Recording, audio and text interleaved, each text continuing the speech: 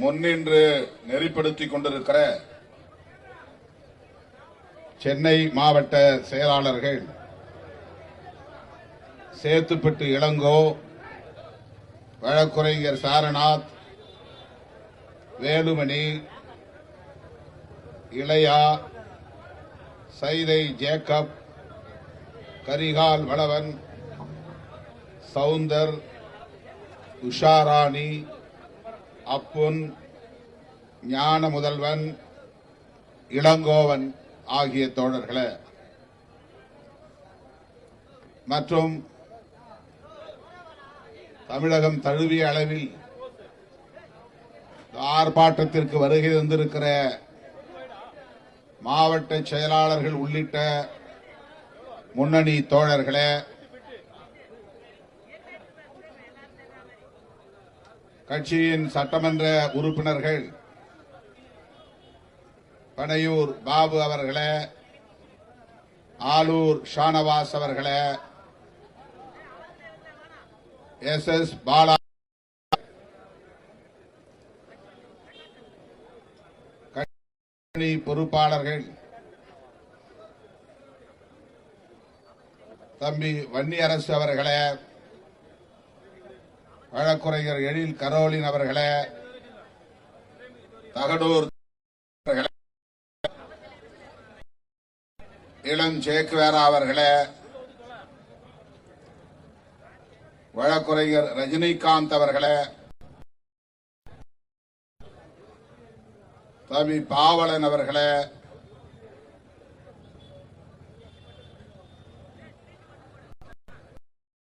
குழு செயலாளர்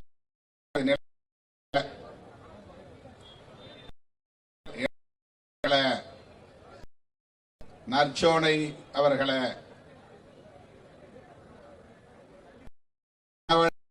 அப்துல் ரஹ்மான் அவர்களே மற்றும் இயக்கத்தின் முன்னோடிகளே,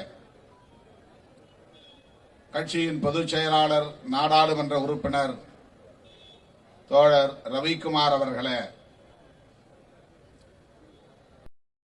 கூடியிருக்கிற என் உயிரின் உயிரான விடுதலை சிறுத்தைகளே,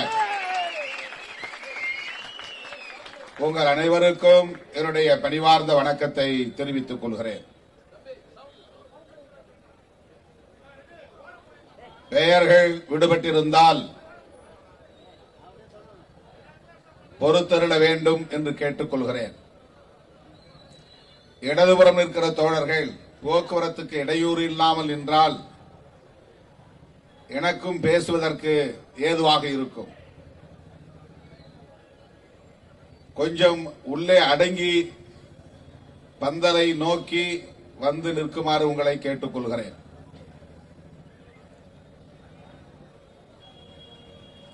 எல்லோரும் தேர்தல் களத்தில் தீவிரமாக பம்பரம் போல் சுற்றி சுழன்று பணியாற்றிக் கொண்டிருக்கிறார்கள். நாம் போராடிக் கொண்டிருக்கிறோம். நமக்கும் அந்த கடமை இருக்கிறது என்பதிலே யாருக்கும் மாற்று கருத்து இல்லை. ஆனால் தேர்தல் ஆணையத்தின் பாஜக அரசின்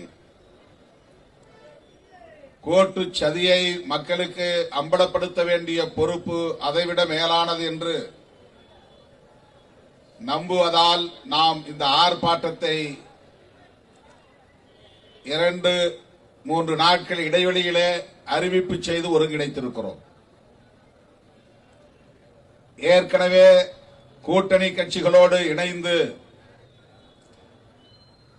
பரவலாக நாம் பங்கேற்றிருக்கிறோம். நமது கண்டனத்தை பதிவு செய்திருக்கிறோம். அது போதும், இனி ஆர்ப்பாட்டம் தேவையில்லை என்று நாம் அமைதியாக இருந்துவிட முடியவில்லை. உச்சநீதிமன்றத்திலே வழக்கு சூழலில் இது குறித்து இன்னும் நாம் விரிவாக விவாதிக்க, இதனை ஒரு பொது விவாதத்திற்கு உட்படுத்த வேண்டும். இந்த ஆட்சியாளர்கள் உள்நோக்கத்தோடுதான் இதை கையாளுகிறார்கள் என்பதை மக்கள் புரிந்து கொள்ள வேண்டும். இந்த ஆர்ப்பாட்டத்தால் எஸ்ஐஆர் என்கிற இந்த நடவடிக்கையை உடனே நிறுத்திவிட முடியுமா என்றால் முடியாது. பிறகு எதற்கு ஆர்ப்பாட்டம் என்று கேட்கலாம். எஸ்ஐஆர் என்பது எவ்வளவு தீவிரமான உள்நோக்கம் கொண்ட ஒரு நடவடிக்கை என்பதை மக்களுக்கு அம்பலப்படுத்துவதே இந்த ஆர்ப்பாட்டத்தின் நோக்கம். நமது இயக்க தோழர்கள் ஒவ்வொருவரும் இதன் நுட்பத்தை புரிந்து கொண்டு களத்தில் இருக்க வேண்டும். இழுத்த இழுப்புக்கு வளைந்து கொடுப்பது போல் இல்லாமல் அரசியல் புரிதலோடு களமாட வேண்டிய தேவை இருக்கிறது. எஸ்ஐஆரை நிறுத்த வேண்டும்,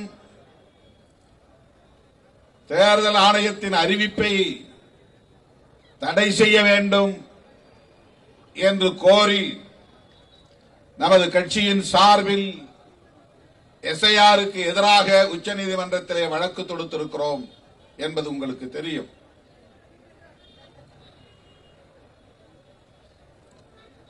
தேர்தல் வரப்போகிறது. வாக்காளர் பட்டியலில் நம் பெயர்கள் எல்லாம் இடம்பெற்றால் தான் வாக்களிக்க முடியும். நம்முடைய வாக்குகளையே பறிகொடுத்துவிட்டு நடுத்தெருவில் நிற்க முடியாது. எனவே நாமும் எஸ்ஐஆர் நடவடிக்கையில் இறங்கித்தான் ஆக வேண்டும். இதை மறுக்க முடியாது. அப்படி ஒரு நெருக்கடியை பாஜக அரசு அரசியல் கட்சிகளுக்கு ஏற்படுத்தி இருக்கிறது. தேர்தல் நேரத்திலே இதை அறிவிப்பு செய்தால் இதை எதிர்த்து எதிர்க்கட்சிகள் பெரிதாக ஒன்றும் செய்துவிட முடியாது. கட்டாயம் அவர்கள் விமர்சனங்களை செய்து கொண்டே இந்த நடவடிக்கையில் ஈடுபட்டுத்தான் ஆக வேண்டும், தவிர்க்க முடியாது. எஸ்ஐஆர் வேண்டாம் என்று சொல்லுகிற நான் என் பெயரை வாக்காளர் பட்டியலிலே இடம்பெறச் செய்ய மறுதளிக்க முடியுமா? நான் போய் என் பெயரை பதிவு செய்துதான் ஆக வேண்டும், வேறு வழி இல்லை. எப்படியும் தேர்தல் வந்தே தேரும், தேர்தலில் நான் ஓட்டு போட்டே ஆக வேண்டும்.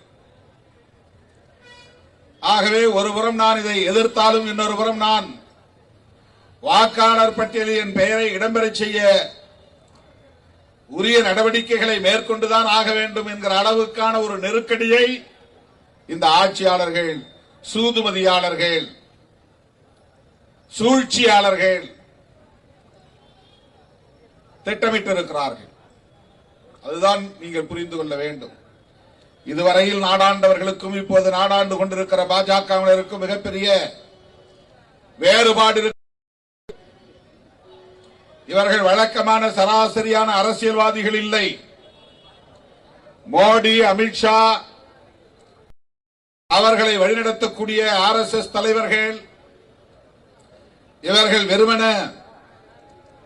தனிநபர்களுக்கான அதிகார வெறியர்களாக இருக்கிறார்கள் என்று கணக்கு போட்டுவிடக் கூடாது. எனக்கு மந்திரி பதவி கிடைத்தால் போதும், எனக்கு பிரதமர் பதவி கிடைத்தால் போதும், இந்த கட்சி ஆட்சிக்கு வந்தால் போதும், இந்த பதவியை கொண்டு நாம் பொருளாதாரத்தை கொள்ள முடியும் என்று நினைக்கிற சராசரி அரசியல்வாதிகள் இல்லை. இவர்கள் இந்த அதிகாரத்தை பயன்படுத்தி இந்திய தேசத்தையே அடியோடு புரட்ட பார்க்கிறார்கள். அதற்காகத்தான் அதிகாரத்திற்கு வர விரும்பினார்கள். வந்து அதிகாரத்தை தக்க வைத்துக் கொள்ள வேண்டும் என்கிற ஏற்பாடுகளை தொடர்ந்து செய்கிறார்கள். எதிர்க்கட்சிகளை பலவீனப்படுத்துவது, காங்கிரஸே இல்லாத ஒரு இந்தியாவை உருவாக்குவது, இடதுசாரிகளே இல்லாத ஒரு இந்தியாவை உருவாக்குவது, திராவிட அரசியல் பேசக்கூடிய கட்சிகளே இல்லை என்கிற நிலையை எதிர்காலத்தில் உருவாக்குவது, இதுவெல்லாம் பிஜேபியின் அரசியல் செயல் திட்டங்களுள் ஒன்று. அதை மறந்துவிடக் கூடாது. செயல் திட்டங்களில் ஒன்று மறந்துவிடக் கூடாது. பேசக்கூடாது, இடதுசாரி அரசியல், மார்க்சியம், லெனினியம், மாவோயிசம் என்றெல்லாம் இங்கே யாரும் பேசக்கூடாது. தனிநாடு கோரிக்கை எழுப்பக்கூடாது. மொழி வழி தேசியவாதம் பேசக்கூடாது. பிராந்திய உணர்வுகளை வளர்க்கக்கூடாது. அப்படிப்பட்ட கட்சிகளை எல்லாம், அமைப்புகளை எல்லாம், குழுக்களை எல்லாம் மெல்ல மெல்ல அழித்தொழிக்க வேண்டும். இந்தியாவில் ஒரே மதம்தான் இருக்க வேண்டும். இந்தியாவில் ஒரே மொழிதான் ஆள வேண்டும். இந்தியாவில் மனித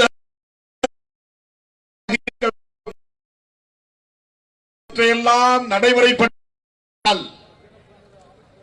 ஆயுதம் தாங்கிய புரட்சியை நடத்தி ஆட்சி அதிகாரத்துக்கு வர வேண்டும் என்று கருதாமல் இந்த நாடாளுமன்ற ஜனநாயகத்தை பயன்படுத்தி ஆட்சி அதிகாரத்தை கைப்பற்றி தனிப்பெரும் சக்தியாக வளர்ந்து, ஒற்றை பெரும் சக்தியாக வளர்ந்து, எதிர்ப்பதற்கு யாருமே இல்லை, கண்ணு கட்டிய தூரம் வரையில் என்கிற நிலையை உருவாக்கி அவர்கள் விரும்புகிற இந்தியாவை படைக்க வேண்டும் என்பதுதான் அவர்களின் நோக்கம். ஏதோ எலெக்ஷன் நிக்கணும், எம்எல்ஏ ஆனா போதும் நினைக்கிற சராசரி அரசியல்வாதிகள் கிடையாது. ஏதோ சீட்டு கிடைச்சா போதும், எம்பி ஆனா போதும், மந்திரி ஆனா போதும் என்று நினைக்கிற சராசரி அரசியல்வாதிகள் கிடையாது. பிஜேபியில் இருப்பவர்கள் புரிந்து கொள்ள வேண்டும். சில சில்லறைகள் இருப்பார்கள், அவர்கள் வேறு. அந்த கட்சியிலும் அப்படி உண்டு.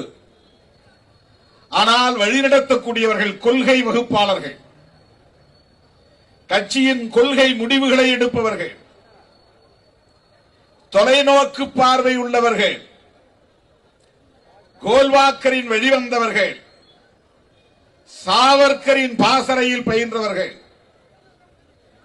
ஹெட்கேவாரின் சிந்தனைகளில் ஊறியவர்கள், மத வெறியர்கள், சாதி வெறியர்கள். காணும் கனவு முற்றிலும் வேறானது. அதை சுருக்கமாக நீங்கள் புரிந்து கொள்ள வேண்டுமானால், இவர்கள் காணும் கனவு அம்பேத்கரின் கனவை சிதைப்பதாகும். அதுதான் அவர்களின் ஒற்றை செயல் திட்டம். அம்பேத்கரின் கனவு என்ன? இதை தெரிந்தால்தான் RSS கனவை புரிந்து கொள்ள முடியும். அம்பேத்கர் கண்ட கனவு இந்த மண்ணில் சாதிய மதவாத பாகுபாடுகள் கூடாது என்பதாகும். பாலினத்தின் பெயரால் ஆணாதிக்கம் இங்கே மேலோங்க கூடாது என்பதாகும். ஒவ்வொருவருக்கும் வாழ்வாதாரம் பாதுகாக்கப்பட வேண்டும், வாழ்வுரிமைகள் பாதுகாக்கப்பட வேண்டும், அதற்கு சமூக நீதி உறுதிப்படுத்தப்பட வேண்டும். அனைவருக்கும் கல்வி, அனைவருக்கும் அதிகாரம், அனைவருக்கும் வாழ்வாதாரம், அனைவருக்கும் வாழ்வுரிமை, இவற்றையெல்லாம் உறுதிப்படுத்த வேண்டுமானால் சாதியின் பெயரால், மதத்தின் பெயரால் இங்கே நிலைப்படுத்தப்பட்டிருக்கிற பாகுபாடுகளை முற்றாக அழித்தொழிக்க வேண்டும். இதுதான் புரட்சியாளர் அம்பேத்கரின் கனவு. இதுதான் அவருடைய தொலைநோக்கு பார்வை. இதுதான் அவர் விரும்பிய புதிய தேசம் இந்தியா. இப்படிப்பட்ட ஒரு புதிய இந்தியாவை கட்டமைப்பதற்காக கனவு கண்ட புரட்சியாளர் அம்பேத்கர் அவர்கள் அல்லும் பகலும் கண் துஞ்சாமல் அயராது பாடுபட்டு உருவாக்கிய ஒரு மாபெரும் ஆயுதம்தான் இந்திய அரசமைப்பு சட்டம். இந்திய அரசமைப்பு சட்டம் ஒன்றுதான் பேச அனுமதிக்கிறது,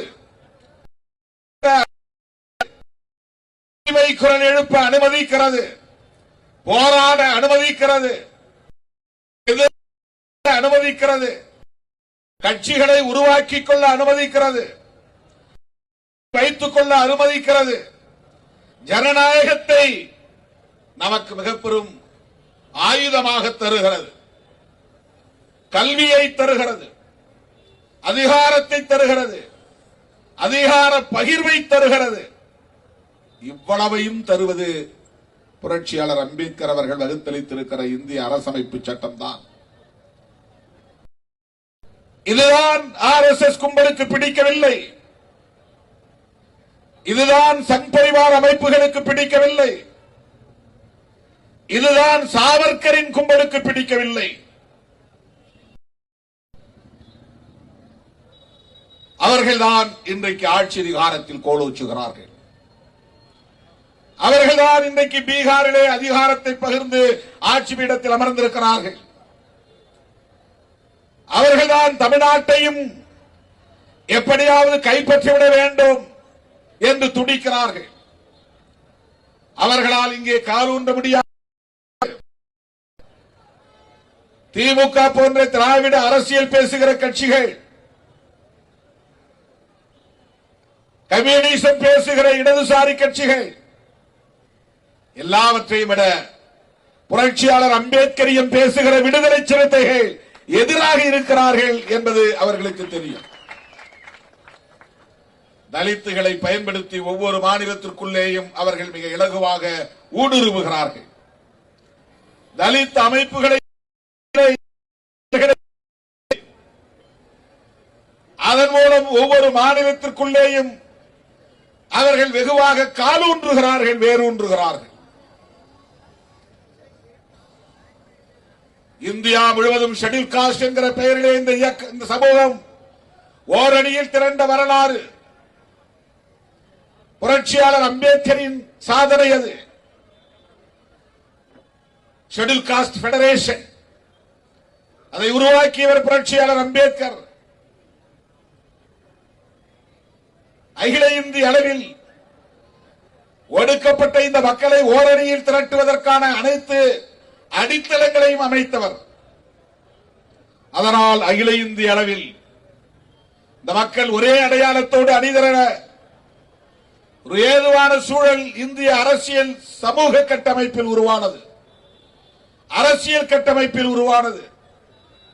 ஆனால் RSS செய்த சூழ்ச்சி, பாஜக செய்த சூழ்ச்சி, ஒவ்வொரு மாநிலத்திற்குள்ளேயும் இந்த சமூகங்களை தனித்தனி அடையாளங்களாக சிதறடித்து விட்டார்கள்.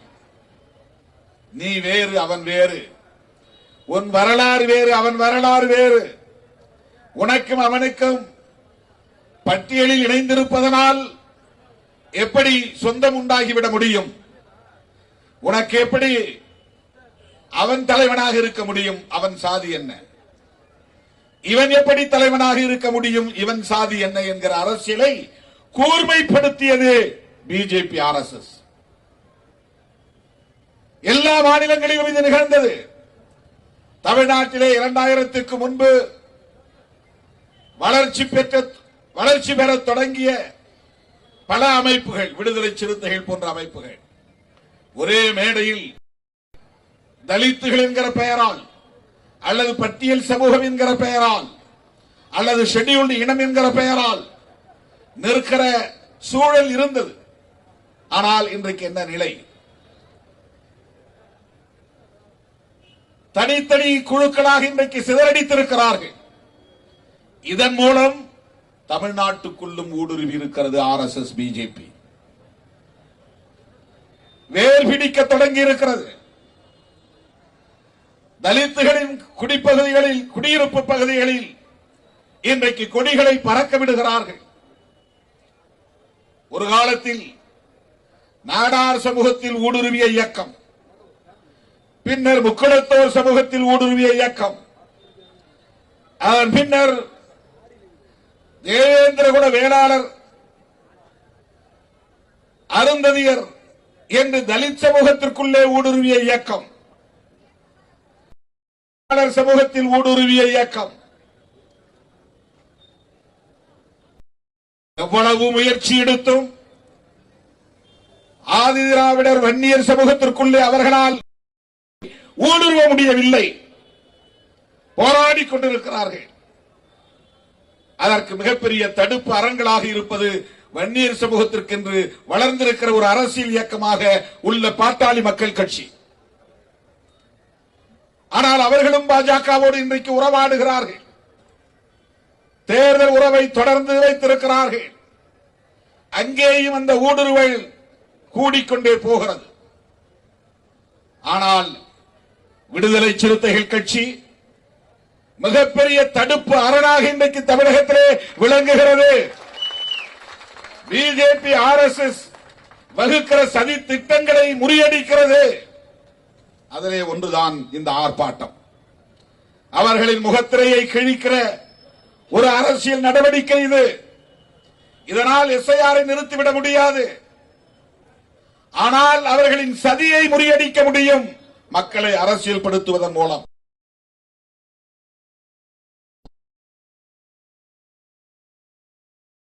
சமாதியில் போய் அமர்ந்து தியானம் இருக்க வைத்தது யார்? சசிகலா அம்மையாரை அந்த கட்சியின் தலைவராக ஆக்க விடாமல் தலையிலே கை வைத்து ஓரங்கட்டியது யார்? டிடிவி தினகரன் வைத்தது யார்? இன்றைக்கு அதிமுகவில் தலைமைக்கான இந்த நெருக்கடி உருவானதற்கு பிஜேபி காரணமா இல்லையா? ஒரு கூட்டணி கட்சியை எப்படியெல்லாம் ஆண்ட கட்சியை, பல முறை வென்ற கட்சியை எவ்வளவு இலகுவாக இன்றைக்கு அவர்கள் புரிந்து கொள்ள வேண்டும். நாளைக்கு அதிமுகவிலே நின்று வெற்றி பெறக்கூடிய சட்டமன்ற உறுப்பினர்கள், ஒருவேளை ஆட்சி அமைத்தால் அமைச்சராக கூடியவர்கள் யாருடைய பேச்சை கேட்டு நடப்பார்கள்? இதெல்லாம் ஒரு புரிதலுக்காக நான் சொல்லுகிறேன். அதிமுக மேல் நமக்கு எந்த காழ்ப்பும் இல்லை. சிராக் பாஸ்வான் அவர்களின் கட்சியின் மீது நமக்கு எந்த காழ்ப்பும் இல்லை. பிஜேபி காரர்கள் எவ்வளவு சாதுரியமானவர்கள், சூழ்ச்சி நிறைந்தவர்கள், சூது நிறைந்தவர்கள் என்பதற்கு இவையெல்லாம் சான்று.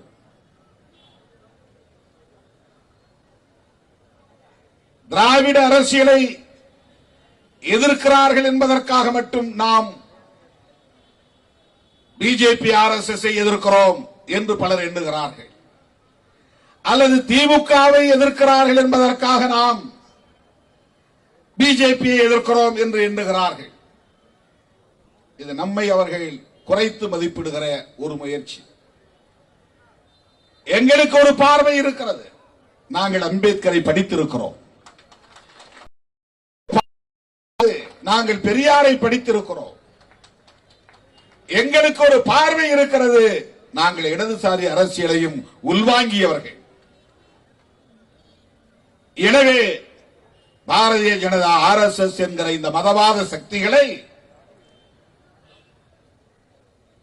தமிழ்நாட்டிற்குள்ளும் வேரூன்றிவிடக் கூடாது என்கிற ஒரு பதைப்பு, ஒரு தற்காப்பு உணர்வு, அந்த அடிப்படையில் தான் தோழர்களே RSS பிஜேபியை நாம்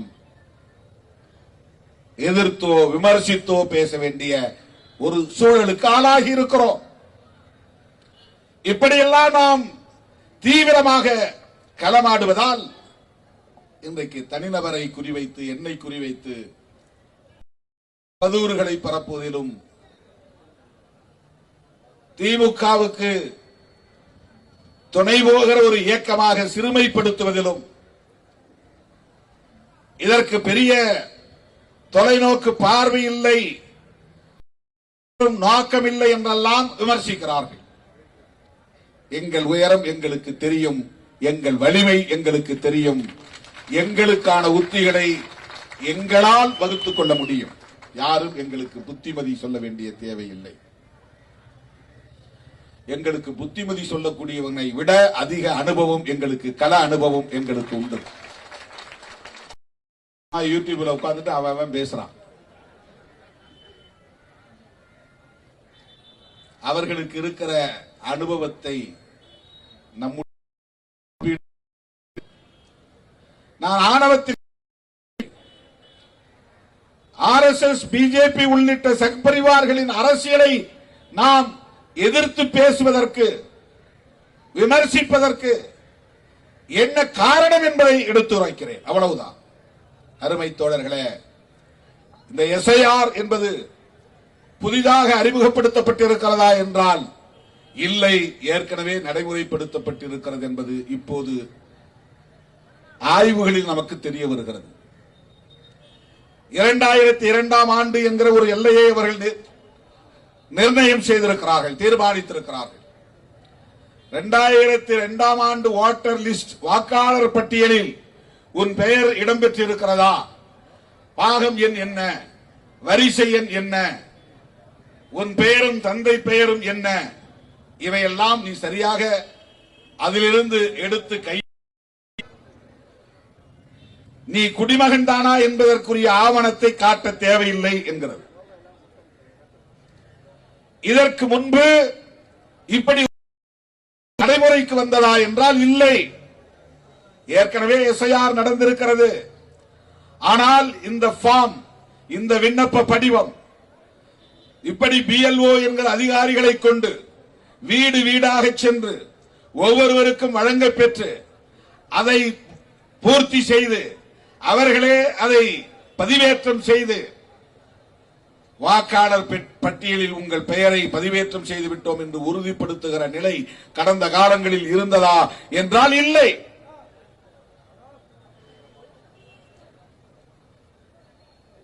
வழக்கமாக வாக்காளர் பட்டியல் பொதுமக்களின் பார்வைக்கு முன்வைக்கப்படும். அங்கீகாரம் பெற்ற கட்சிகளுக்கு இலவசமாக பட்டியல் வழங்கப்படும். அங்கீகாரம் பெறாமல் பதிவு செய்யப்பட்ட கட்சிகள் அப்படி அந்த பட்டியலை வாங்க முடியாது. ஒரு காலத்தில் அப்படி இருந்தது. 99 நாம் தேர்தலில் நின்ற காலத்தில் எல்லாம் அப்படித்தான் இருந்தது. ஆனால் இப்போது பதிவு பெற்ற கட்சிகளும் அந்த பட்டியலை பதிவிறக்கம் செய்து எடுத்துக்கொள்ள முடியும். எல்லோருக்குமான பட்டியலாக இன்றைக்கு அது பொது வெளியில் கிடக்கிறது, ஆன்லைனில் கிடக்கிறது, எடுத்துக்கொள்ள முடியும். நீயே போய் பார்த்து உன் பெயர் இடம்பெற்றிருக்கிறதா இல்லையா என்று சரி செய்ய முடியும். இல்லை என்றால் சேர்க்க முடியும், இருக்கிறது என்றால் பிழை இல்லாமல் இருக்கிறதா என்று சரி பார்க்க முடியும். பிழை இருந்தால் 6 ஃபார்ம் 7 என்றெல்லாம் தனியே, இதெல்லாம் கடந்த காலங்களில் இருந்த நடைமுறை. அதெல்லாம் நம்ம கண்டுகிறது இல்லை. பெரிய கட்சிகள், ரெகக்னைஸ்டு பொலிட்டிக்கல் பார்ட்டிஸ் வேணுங்கிற ஒரு கட்டாயத்தில் எல்லாருடைய பெயர்களையும் அவங்களே சரி செய்து அவங்களே வாக்காளர் பட்டியலை சீர் செய்து விடுவார்கள். இப்படித்தான் கடந்த காலங்களில் நடந்தது. நாமெல்லாம் யாரும் போய் நிக்கல, எந்த ஃபார்ம் நம்ம வாங்கல. இப்ப என்ன ஆகி இருக்கிறது என்றால், தேர்தல் ஆணையம் அக்டோபர் 27ஆம் தேதி ஒரு அறிவிப்பை செய்தது. என்னவென்றால், இந்தியாவில் இருக்கிற அல்லது தேர்தல் நடக்கிற மாநிலங்களில் உள்ள, தமிழ்நாட்டில் இருக்கிற ஏற்கனவே வாக்காளர் பட்டியலில் இருக்கிற 6.5 கோடி வாக்காளர்களும் வாக்காளர்கள் இல்லை என்று அறிவித்து விட்டது. நீங்கெல்லாம் வாக்காளர்கள் கிடையாது. ஒரே ஆர்டர்ல போட்டான். நான் வேலைச்சேரி தீர்மானம் பண்ணும்போது நீங்க யாரும் இனிமே பொறுப்புல கிடையாதுன்னு அறிவிச்சேன். புதுசா விண்ணப்பம் கொடுங்க, நீங்க யாரா இருந்தாலும். பொதுச் செயலாளருக்கு வேணுமா, தலைவருக்கு வேணுமா, நானே தலைவருக்கு பணம் கட்டி விண்ணப்பம் கொடுத்தேன். கட்சியில தலைவர் பதவிக்கு நான் 2000 ரூபாய் டிடி எடுத்து, கட்சிக்கு டிடி எடுத்து, தமிழ் மண்ணுக்கு 1500 ரூபாய் டிடி எடுத்து விண்ணப்பத்தோடு இணைச்சு அந்த குழுவோட ஒப்படைச்சேன். வேலைச்சேரி தீர்மானத்தில் அந்த மாதிரி இந்திய ஒன்றிய அரசு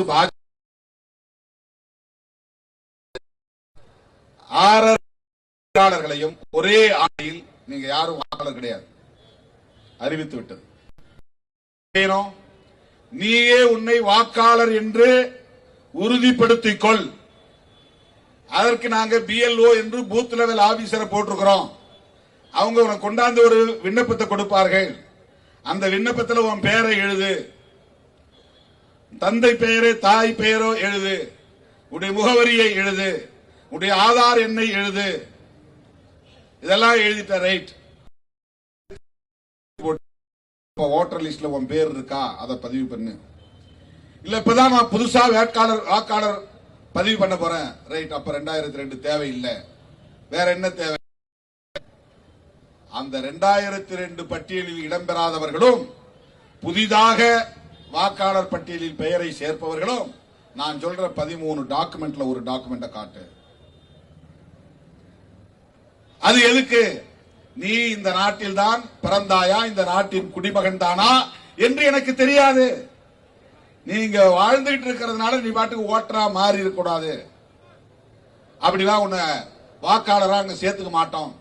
நீ முதலில் குடிமகனா என்பதை உறுதி செய், பிறகு வாக்காளரா என்பதை நாங்கள் உறுதி செய்கிறோம். இதுதான் இப்போது நடந்து கொண்டிருக்கிற எஸ்ஐஆர் நடவடிக்கை. இதை புரிந்து கொள்ள வேண்டும். இது ஏன் செய்கிறார்கள் என்று சொல்லுகிற போது, இப்ப இந்தியாவில் அண்டை நாடுகள் என்னென்ன நாடுகள் இருக்கின்றன? மேல ரஷ்யா இருக்கு, சீனா இருக்கு, இந்த பக்கம் பங்களாதேஷ் இருக்கு, இன்னொரு பக்கம் பர்மா இருக்கு, இந்த பக்கம் பாகிஸ்தான் இருக்கு, அதை ஒட்டி ஆப்கானிஸ்தான் இருக்கு, இந்த பக்கம் இலங்கை இருக்கு. இது உலகத்தில் எல்லா நாடுகளிலும் நிகழக்கூடியவை. அண்டை நாடுகளில் இருந்து பல்வேறு காரணங்களால் புலம்பெயர்வது, இன்னொரு நாட்டுக்கு குடியேறுவது. இப்ப இலங்கையிலிருந்து ஏராளமானவர்கள் இந்தியாவுக்குள்ளே, தமிழ்நாட்டுக்குள்ளே வந்திருக்கிறார்கள். வந்துவிட்டதனால் அவர்கள் குடிமகன் இல்லை. ஆனால் அவர்களுக்கு குடியிருக்க இடம் தர வேண்டும், இடம் தந்தால் வீடு தர வேண்டும், வீடு தந்தால் மின்சாரம் தர வேண்டும், குடிநீர் தர வேண்டும். மின்சாரமும் குடிநீரும் தந்தால் போதாது, அவர்களுக்கு ரேஷன் அட்டை தர வேண்டும். அட்டை தந்தால் போதாது, அவர்களுக்கு வாக்காளர் அட்டையும் தந்தாக வேண்டும், வாக்குரிமையும் உண்டு.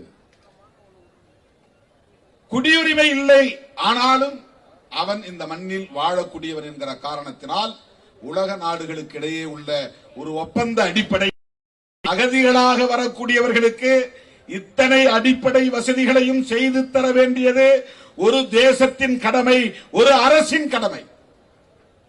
இந்த இடத்தில் நீ இங்கே குடியிருப்பதனால், இலங்கையை சார்ந்தவனாக இருந்தாலும் குடியிருப்பதற்கான எல்லா வசதிகளையும் நாங்கள் செய்து தந்தாலும் உன்னுடைய வாக்குரிமையை நாங்கள் சீர்தூக்கி பார்க்க வேண்டியிருக்கிறது. உனக்கு வாக்குரிமை தர முடியாது. அந்நிய மண்ணில் இருந்து இங்கே குடியேறியவர்களுக்கு வாக்குரிமை தரக்கூடாது என்கிற ஒரு கருத்தின் அடிப்படையில் இந்த எஸ்ஐஆர் மேற்கொள்ளப்படுகிறது என்று சொன்னால், அது தீவிரமாக உள்ள பிற மாநிலங்களுக்கு, அசாம் போன்ற மாநிலங்களுக்கு, வடகிழக்கு மாநிலங்களுக்கு, மணிப்பூர், அசாம், அந்த வடகிழக்கு மாநிலங்கள், அந்த மாநிலங்களில் பர்மாவில் இருந்தும் பங்களாதேஷ் என்கிற வங்கதேசத்தில் இருந்தும் ஏராளமானவர்கள் பல்வேறு காரணங்களால் குடியேறுகிறார்கள். அவர்களுக்கு நீங்கள் வாக்குரிமை இல்லை என்று தடுப்பதற்கு தீவிரமான நடவடிக்கையை மேற்கொள்வது ஒரு கடமை என்கிற நிலையில் சரி என்று கூட வாதத்திற்கு நாம் ஏற்றுக்கொள்வோம். இப்ப அசாமில் அது நடந்திருக்கிறது. ஆனால் எஸ்ஐஆர் நடக்கவில்லை. நேரடியாக என்ஆர்சி நடந்திருக்கிறது. என்ஆர்சி என்பது உங்களுக்கு தெரியும், தேசிய குடிமக்கள் பதிவேடு, சிட்டிசன்ஸ், குடிமக்களுடைய தேசிய பதிவேடு.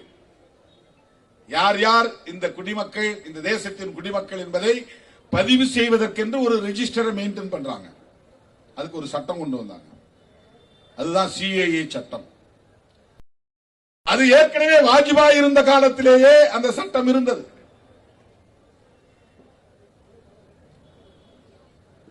அப்படி ஒரு குடியுரிமை திருத்த சட்டம் கொண்டு வந்தார்கள்.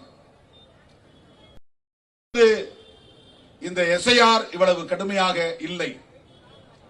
தேர்தல் ஆணையத்தை அவர்கள் பயன்படுத்தவில்லை. தேர்தல் ஆணையத்தின் மூலம் தேசிய குடிமக்கள் பேரேட்டை உருவாக்குவதற்கான முயற்சியை மேற்கொள்ளவில்லை. ஆனால் இன்றைக்கு மோடி அரசு அதை மேற்கொள்கிறது.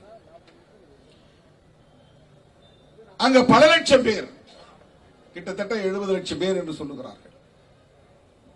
பல லட்சம் பேர் இன்றைக்கு இந்தியாவின் குடிமக்கள் இல்லை என்று அடையாளம் கண்டு அவர்களை எல்லாம் இதப்பட்டிருக்கிற ரூபாயை ஒதுக்கி அந்த மாநிலத்தில் ஏற்கனவே கட்டி வைத்திருக்கிற அகதி முகாம்களில், வழக்கமான அகதி முகாம் கிடையாது, அது கான்சென்ட்ரேஷன் கேம்ப் என்று சொல்வார்கள், ரொம்ப மோசமா இருக்கும், அந்த முகாம்களில் அடைத்து வைத்திருக்கிறார்கள். அவனை வேற நாட்டுக்கும் திருப்பி அனுப்ப முடியாது, அந்த நாட்டுக்காரன் எடுத்துக்க மாட்டான். இந்த நாட்டிலும் குடியுரிமை தர முடியாது, இந்த நாட்டு குடிமக்களுக்குரிய எல்லா வசதிகளையும் உனக்கு செய்து தர முடியாது. அதனால் உனக்கு தனியா ஒரு முகாம் உருவாக்குற அப்படின்னு பல கோடிக்கணக்கான ரூபாய் கட்டி கொண்டு இருக்கிறார்கள். அசாமில் கட்டி முடித்து விட்டார்கள். வடகிழக்கு மாகாணங்களில் இதுபோன்ற நடவடிக்கைகளை மேற்கொள்வதற்கு, நியாயப்படுத்துவதற்கு சில கூறுகள் இருக்கின்றன. ஆனால் இந்தியாவின் அனைத்து மாநிலங்களிலும் இதை நடைமுறைப்படுத்துவதற்கான தேவை என்ன? தமிழ்நாட்டிலே 1 லட்சம் பேர் தான் இலங்கை தமிழர்கள் இருக்கிறார்கள், ஈழத் தமிழர்கள் இருக்கிறார்கள். முகாம்களிலும் வெளிப்புறங்களிலும் அதிகபட்சம் 1.5 லட்சம் பேர். ஆனால் இவர்கள் கனடாவிலே, ஐரோப்பிய நாடுகளிலே பல லட்சக்கணக்கான பேர் இருக்கிறார்கள், கோடிக்கணக்கான பேர். இன்றைக்கு அகதி முகாம்களில் அடைபட்டு கிடக்கிற நிலை உள்ளது, லட்சக்கணக்கான பேர் உள்ளது.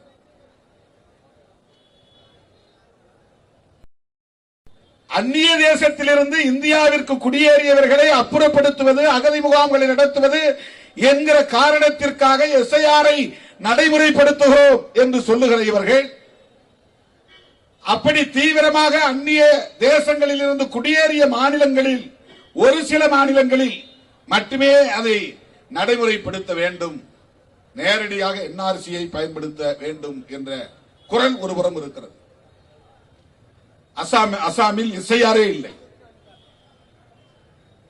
அங்கே நேரடியாக என்ஆர்சி, இங்கே நேரடியாக என்ஆர்சியை பயன்படுத்த முடியாது என்பதால் தான் பிற மாநிலங்களில் நேரடியாக என்ஆர்சியை சிஏஏ என்கிற சட்டத்தின்படி நடைமுறைப்படுத்த முடியாது என்பதால் தான் தேர்தல் ஆணையத்தை பயன்படுத்தி ஸ்பெஷல் இன்டென்சிவ் ரிவிஷன் என்கிற பெயரால் குடிமக்கள் யார் யார் என்கிற அடையாளத்தை கண்டுபிடிக்கிற வடிகட்டும் நடவடிக்கையை மேற்கொள்ளுகிறார்கள். இது ஒரு ஃபில்ட்ரேஷன் பிராசஸ், வடிகட்டும் நடைமுறையை கடைபிடிக்கிறார்கள். நேரடியாக சிஏஏ சட்டத்தை நடைமுறைப்படுத்த அவர்களால் முடியவில்லை. சிஏஏ சட்டத்தை நிறைவேற்றினாலும் கூட நடைமுறைப்படுத்த முடியாத அளவுக்கு எதிர்க்கட்சிகளின் போராட்டம் தேசம் தழுவிய அளவில் வெகுவாக வெடித்தெழுந்ததை நாடு அறியும். தமிழ்நாடு உள்ளிட்ட அனைத்து மாநிலங்களிலும் இஸ்லாமியர்கள் மட்டுமின்றி ஜனநாயக சக்திகளின், மனித உரிமை ஆர்வலர்களின் போராட்டம் வெடித்தெழுந்தது. விடுதலை சிறுத்தைகள் மிக தீவிரமாக அந்த போராட்டங்களில் பங்கேற்றோம். கொரோனா நேரத்தில் அவை அணைந்து போயின. அந்த சட்டத்தையும் அவர்கள் நடைமுறைப்படுத்த ஆர்வம் காட்டவில்லை. நம்முடைய போராட்டங்களும் அப்படியே நீர்த்து போயின. அதை கிடப்பில் போட்டுவிட்டார்கள். மீண்டும் சிஏஏ சட்டத்தை நடைமுறைப்படுத்துவதாக அவர்கள் அறிவித்தால் மறுபடியும் போராட்டம் வெடிக்கும். எதிர்க்கட்சிகளுக்கு ஒரு வாய்ப்பை உருவாக்குவதாக அமைந்துவிடும். ஆகவே வெளிப்படையாக நேரடியாக சிஏஏ சட்டத்தை நடைமுறைப்படுத்துவதற்கு பதிலாக தேர்தல் ஆணையத்தை பயன்படுத்தி எஸ்ஐஆரை தீவிரப்படுத்துவதன் மூலம் குடிமக்கள் பேரட்டை உருவாக்கிவிட முடியும் என்பதுதான் பாஜகவின் சதித்திட்டம். இதை உணர்ந்த காரணத்தினால் விடுதலை சிறுத்தைகள் இதை தீவிரமாக எதிர்க்கிறோம், கண்டிக்கிறோம்.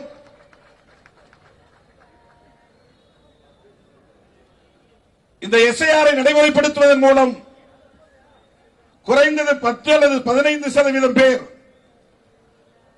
தங்களை வாக்காளர்களாக பதிவு செய்ய முடியாத நிலைக்கு தள்ளப்படுவார்கள்.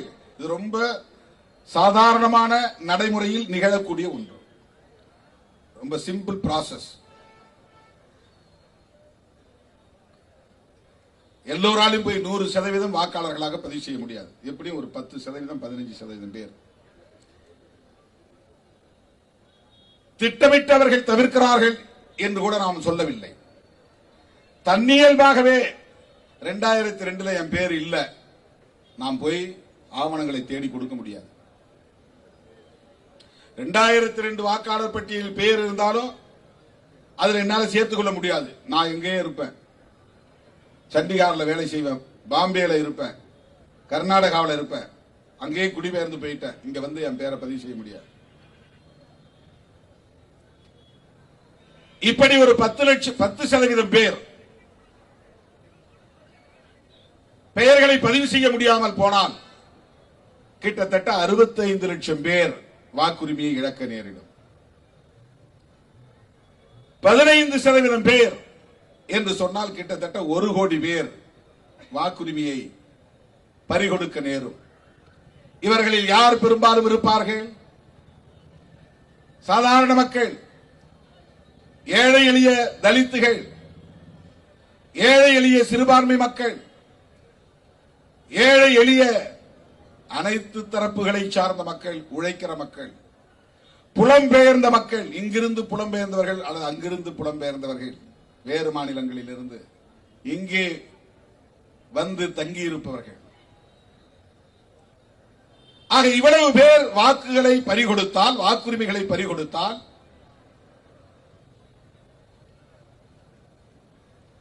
காலப்போக்கில் நாளடைவில் அவர்கள் தங்களின் குடியுரிமையை உறுதிப்படுத்தினால் மட்டும்தான் மறுபடியும் வாக்காளர் பட்டியலில் இடம்பெற முடியும்.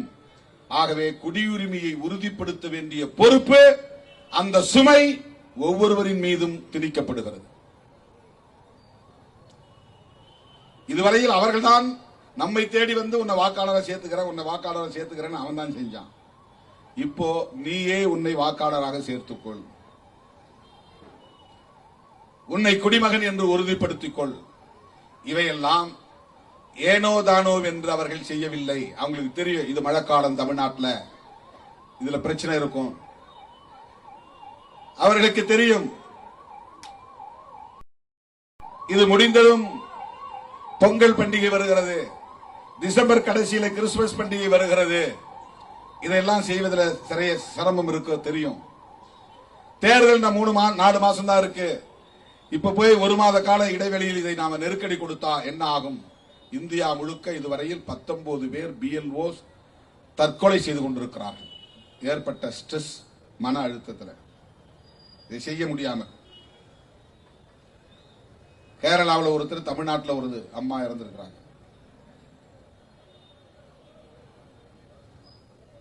இந்த அழுத்தம் இருந்தாலும், பலர் தற்கொலை செய்து கொண்டாலும், நெருக்கடிகள் இருந்தாலும், எதிர்க்கட்சிகள் விமர்சனம் செய்தாலும், தங்களுக்கே வாக்களிக்கக்கூடிய பிஜேபி ஆதரவாளர்களுடைய வாக்குரிமைகள் பறிபோனாலும் அவர்களுடைய இறுதி இலக்கு குடிமக்கள் தேசிய பேரேட்டை உருவாக்குவது. அதான் அவருடைய அல்டிமேட் எய்ம். அதுதான் அவருடைய அல்டிமேட் எய்ம். அது அவர்களின் அடுத்த அஜெண்டாவுக்கு பயன்படும். அவர்கள் விரும்புகிற இந்தியாவை கட்டமைக்க புதிய செயல் திட்டத்தை தீவிரப்படுத்த முடியும். இவர்களுக்கான வாக்காளர்களை மட்டுமே தக்க வைத்துக் கொண்டு தேர்தல் தில்லுமுள்ளுகளை தேர்தல் ஆணையத்தின் மூலம் செய்து எதிர்க்கட்சி வேட்பாளர்கள் 300-400 வாக்குகளில் மட்டுமே தோற்கக்கூடிய அளவுக்கான ஏற்பாடுகளையும் செய்து ஆட்சி அதிகாரத்தை முதலில் பகிர்ந்து கொள்வது, பிறகு கைப்பற்றுவது என்கிற நடவடிக்கைகளை அவர்களால் வெற்றிகரமாக செய்து காட்ட முடியும். அதற்கு பல மாநிலங்கள் சான்றுகளாக இருக்கின்றன. நீங்க பீகார் தேர்தலை பாத்தீங்கன்னா ரொம்ப நெக் டு நெக் வந்து 300 ஓட்டு, 200 ஓட்டு, 400 ஓட்டு, 600 ஓட்டு, 1000 ஓட்டு, 1200 ஓட்டு, இந்த வாக்குகள் வித்தியாசத்தில் தான் எதிர்க்கட்சிகள் பல வேட்பாளர்கள் தோற்று போயிருப்பார்கள். பார்த்தா நமக்கு சந்தேகமே வராது. ஆனால் இதற்குள்ளே ஒரு சூது இருக்கிறது, சூழ்ச்சி இருக்கிறது. அதற்கான வல்லுநர்களை கொண்டு அவர்கள் இதை செய்கிறார்கள், நடைமுறைப்படுத்துகிறார்கள் என்கிற விவாதம் இன்றைக்கு தேசிய அளவில் வலுத்திருக்கிறது. அதை புறந்தள்ள முடியாது. ஏனென்றால் தேர்தல் ஆணையத்தை உண்மையான கட்டுக்குள், தங்களின் கட்டுக்குள் கொண்டு வந்து விட்டார்கள். ஞானேஷ்குமார் என்பவர் யார்? அண்மையில் ஒரு வீடியோ பார்த்திருப்பீங்க. அவர் ஒரு உயர் அதிகாரி, தன்னாட்சி அதிகாரம் பெற்ற ஒரு நிறுவனத்தின் தலைமை பீடத்தில் அமர்ந்திருப்பவர். அவர் ஒரு மரியாதை நிமித்தமாக கூட இருந்தாலும் கூட அமித்ஷா அவர்களின் காலை தொட்டு வணங்குகிற காட்சி, அது மரியாதைக்காக செய்கிறார் என்றே ஒத்துக்கொள்வோம். ஆனால் அது வெளிச்சத்திற்கு வரக்கூடிய அளவுக்கு நடக்கிறது என்பது கேள்விக்குறியாகிறது. ஒன்று. அதை விட அவர்கள் மிகவும் நெருக்கமானவர்கள், அணுக்கமானவர்கள், அமித்ஷா விரும்புவதை செய்யக்கூடிய அளவுக்கு தயாராக இருப்பவர்கள். இப்ப நமக்கெல்லாம் அந்த மாதிரி ஒரு ஆள் அங்க இருந்தா நம்ம ஏதாவது சொல்ல மாட்டோமா? எனக்கு ஏதாவது செய்யுங்க, ஃபேவரா பண்ணுங்க, நான் இப்படியாவது ஜெயிக்கணும், அதுக்கு ஏதாவது வழி இருக்கா பாருங்க, கேட்போமா? கேட்க மாட்டோமா? உள்ளூர்ல ஒரு சும்மா அந்த போலிங் ஆபீசர் யாராவது நமக்கு தெரிஞ்சவங்க வந்தா கூட அவன்கிட்ட போய் நம்ம சிரிச்சிட்டு வரோம், கொஞ்சம் பாத்துங்க நம்ம பையங்களை, கொஞ்சம் அட்ஜஸ்ட் பண்ணிக்கங்க. தெரிஞ்ச ஆள் இருந்தா, போலிங் ஆபீசர் தெரிஞ்சாலே நமக்கு ஒரு பெரிய தெரிஞ்ச ஆள் உட்கார்ந்துருக்கான். தெரியாத ஆளுன்னா நமக்கு ஒண்ணுமே பேச முடியாது, எந்த ரெக்கமெண்டேஷன்ஸும் நம்ம பண்ண முடியாது. இப்போ மோடிக்கும் அமித்ஷாவுக்கும் வேண்டியவர் இந்திய தேர்தல் ஆணையத்தின் தலைமை பீடத்தில் இருக்கிறார் என்றால் அவங்க இன்ஃபுளுயன்ஸ் பண்ணாமலா இருப்பாங்க? அவ்வளவு நேர்மையானவர்களா மோடியும் அமித்ஷாவும்? அவ்வளவு நேர்மையானவர்களா பிஜேபி தலைவர்கள்? அவ்வளவு நேர்மையானவர்களா சங் பரிவார் தலைவர்கள்? அதெல்லாம் நீங்க அபிஷியல்ஸ், அதிகாரிகள், நாங்க அரசியல்வாதிகள், நமக்கு இடையில அந்த அளவு மட்டும் உறவு இருந்தா போதும். நேர்மையா நீங்க என்ன சட்டம் சொல்லுதோ அப்படியே செயல்படுங்க அப்படின்னு சொல்லக்கூடிய அளவுக்கு நேர்மை திறம் வாய்ந்த அரசியல் தலைவர்களா அவர்கள்? இன்ஃபுளுயன்ஸ் பண்ணவே மாட்டார்களா? தோழர்களே, தேர்தல் ஆணையமும் பிஜேபியும் இன்றைக்கு ஒரே நிறுவனம் என்று சொல்லக்கூடிய அளவுக்கு மாறி இருக்கிறது. தேர்தல் ஆணையமும் இந்திய ஒன்றிய ஆட்சியாளர்களும் ஒரே நோக்கத்திற்காக செயல்படக்கூடியவர்களாக வெளிப்படையாக இயங்குகிறார்கள். ஆகவே இது வெறும் வாக்காளர் பட்டியலை சீர் செய்கிற நடவடிக்கை அல்ல, வாக்காளர்களை அதிகமாக சேர்ப்பதற்குரிய முயற்சி அல்ல, போலி வாக்காளர்களை அப்புறப்படுத்துவதற்கான முயற்சி அல்ல, அந்நிய தேசங்களில் இருந்து இந்தியாவில் குடியேறியவர்களை வாக்காளர்களாக மாறுவதை தடுக்கிற முயற்சி அல்ல. அவர்களுக்கு ஒரு தேசிய மக்கள் பெயரேடு தேவைப்படுகிறது. அவர்கள் விரும்புகிற இந்தியாவை கட்டமைப்பதற்கு சிஏஏ சட்டத்தை நடைமுறைப்படுத்த வேண்டிய கட்டாயம் இருக்கிறது. புரட்சியாளர் அம்பேத்கர் அவர்கள் கண்ட கனவை சிதைத்துவிட்டு மனுவின் கனவை நனவாக்குவது அவர்களின் இறுதி. கோல்வாக்கரின் கனவை நனவாக்குவது அவர்களின் இறுதி லட்சியம். அதை நடைமுறைப்படுத்துவதற்கு அவர்களுக்கு தேசிய குடிமக்கள் பேரேடு தேவைப்படுகிறது. மாற்று கருத்துள்ளவர்களை பலவீனப்படுத்த வேண்டும், எதிர்கருத்து பேசுகிறவர்களை வீழ்த்த வேண்டும், எழுந்திருக்க விடாமல் அவர்களின் இடுப்பெலும்பை முறிக்க வேண்டும், அவர்கள் மீண்டும் வலிமை பெற்று விடாமல் தடுக்க வேண்டும். இடதுசாரி அரசியலோ அம்பேத்கரிய அரசியலோ பெரியாரிய அரசியலோ தேசியவாத மொழிவழி தேசியவாத அரசியலோ தலை தூக்கிவிடக் கூடாது. இவையெல்லாம் அவர்கள் விரும்புகிற ஒரே தேசம் ஒரே மதம் என்கிற கனவை நனவாக்குவதற்கு தடை கற்களாக இருக்கின்றன என்று அவர்கள் நினைக்கிறார்கள், நம்புகிறார்கள். ஆகவே பன்மைத்துவத்தை சிதைப்பது, ஆகவே மதச்சார்பின்மையை சிதைப்பது, ஒட்டுமொத்தத்தில் அரசமைப்பு சட்டத்தை சிதைப்பது, தெளிவாக சொல்ல வேண்டுமானால் அம்பேத்கரின் கனவை சிதறடிப்பது. ஆகவே பிஜேபியை எதிர்க்கிறோம், சங் பரிவார்களை எதிர்க்கிறோம். எனவே இந்த மாபெரும் கண்டன ஆர்ப்பாட்டத்தின் மூலம் இந்திய தேர்தல் ஆணையத்திற்கு நாங்கள் விடுக்கிற வேண்டுகோள், எஸ்ஐஆரை நிறுத்துங்கள், கைவிடுங்கள், வழக்கமான சம்மரி ரிவிஷன் என்கிற முறையை நடைமுறைப்படுத்துங்கள்.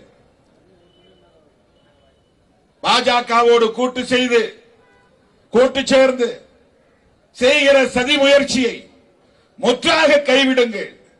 இதுதான் விடுதலை சிறுத்தைகளின் வேண்டுகோள். இதை மக்களை திரட்டி போராடி தடுப்பதற்குரிய கால அவகாசம் இல்லை. அதனால் நீதிமன்றத்தை நாடியிருக்கிறோம். உச்ச நீதிமன்றத்தில் இவர்களுக்கு எதிரான மாற்று கருத்துள்ளவர்களும் இப்போது ஒவ்வொருவராக வெளியேறிக் கொண்டிருக்கிறார்கள். அவர்களுக்கானவர்கள் அங்கேயும் வந்து அமர்ந்து கொண்டார்கள். அந்த நிறுவனத்தையும் தங்களால் கையாள முடியும் என்கிற அளவுக்கு இன்றைக்கு வலிமை பெற்றிருக்கிறார்கள். விரும்பும் தீர்ப்பை எழுதி வாங்கிக் கொள்ள முடியும் என்கிற அளவுக்கு அவர்கள் வலிமை பெற்றிருக்கிறார்கள் என்பதற்கு அயோத்தி தீர்ப்பு ஒரு சான்று. அவர்கள் விரும்பும்படி தீர்ப்பு அங்கே வரையப்பட்டது, வணையப்பட்டது, எழுதப்பட்டது. இதை யாரும் மறுக்க முடியாது. இப்படிப்பட்ட இந்த சூழலில் தான் விடுதலை சிறுத்தைகள் கட்சி ஒரு மாநிலத்தில் இயங்குகிற சிறிய கட்சி தான் என்றாலும் தேசிய பார்வை கொண்ட கட்சி, தேசிய பொறுப்புள்ள கட்சி, புரட்சியாளர் அம்பேத்கரின் வழித்தோன்றல்களால் இன்றைக்கு வரவேற்கப்படுகிற, பாராட்டப்படுகிற, தேசிய அளவில் உள்வாங்கப்படுகிற ஒரு பேரியக்கம். எனவே அவர்களின் கூட்டுச்சதியை அம்பலப்படுத்துவோம், புரட்சியாளர் அம்பேத்கரின் கனவை நனவாக்க உறுதியேற்போம் என்பதை சொல்லி உங்கள் மைண்ட் வாய்ஸ் எனக்கு கேட்கிறது. நீங்கள் ஆர்ப்பாட்டத்திற்கு வந்திருக்கிறீர்கள் என்பதை விட அறிவிப்பை ஆவலோடு எதிர்பார்த்து வந்திருக்கிறீர்கள் என்பதை நான் அறிவேன். தோழர்களே, ஒரு மாத காலமாக எனது இடது கண்ணில் ஏற்பட்ட கடுமையான பாதிப்பையும் பொருட்படுத்தாமல் 22,000 விண்ணப்பங்கள் நீங்கள் செய்திருக்கிறீர்கள். அவற்றில் 10% தான் இன்றைக்கு நான் பார்வையிட்டிருக்கிறேன்.